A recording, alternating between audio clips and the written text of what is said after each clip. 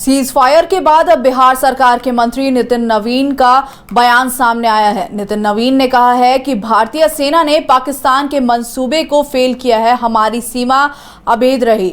हम उनकी सीमाओं में घुसकर एयरबेस से लेकर कई इलाकों को ध्वस्त करने में सफल रहे। उसके बाद पाकिस्तान ने घुटने टेके और सीज फायर का गुहार लगाया, जिसके बाद भारत ने उस पर सहमति दी। भारतीय सेना ने बढ़ चढ़कर पाकिस्तान के सारे मंसूबों को पानी फेरा है। हमारी सीमाएं अभेद रहीं और हम उनकी सीमाओं में घुसकर उनके एयरबेस से लेकर कई इलाकों को ध्वस्त करने में सफल रहे।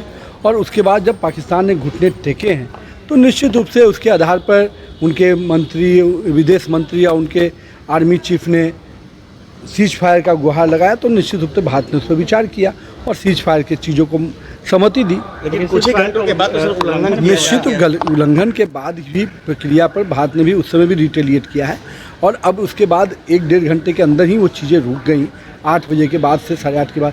लेकिन अगर फिर भी ऐसा कुछ परिस्थिति अगर पाकिस्तान उत्पन्न करेगा तो उसको उसी लहजे में जवाब दिया जाएगा। ये भारत के लिए भारतीय आगामी 14 मई 2025 को राजद के सामाजिक न्याय परिचर्चा को लेकर एक बैठक का आयोजन किया जाएगा, जिसको लेकर लखीसराय विधानसभा क्षेत्र के राजद के पूर्व विधायक फुलेना सिंह ने प्रेस वार्ता करते हुए बताया कि लखीसराय जिले के नया बाजार स्थित अशोक सम्राट भवन के प्रांगण में राजद के सामाजिक न्याय परिचर्चा को लेकर आगामी बुधवार को एक बैठक का आयोजन किया जाएगा।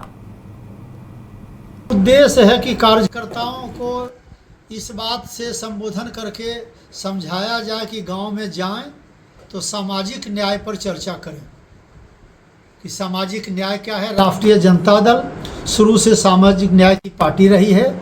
जब से लालू जी ने झंडा उठाया है सामाजिक न्याय पर ही बात करते रहे हैं और लालू जी का ही देन है कि आज इतने नेता हमारे बिहार में दौड़ रहे हैं। सब लोगों को उन्होंने ही ज़मीन से ऊपर ला करके बैठाया है। ये लालू जी का देन है। उस सामाजिक न्याय पर चर्चा करके और हम लोग के आदरणीय नेता जो तेजस्वी जी हैं, इनके नेतृत्व में भी सामाजिक न्याय को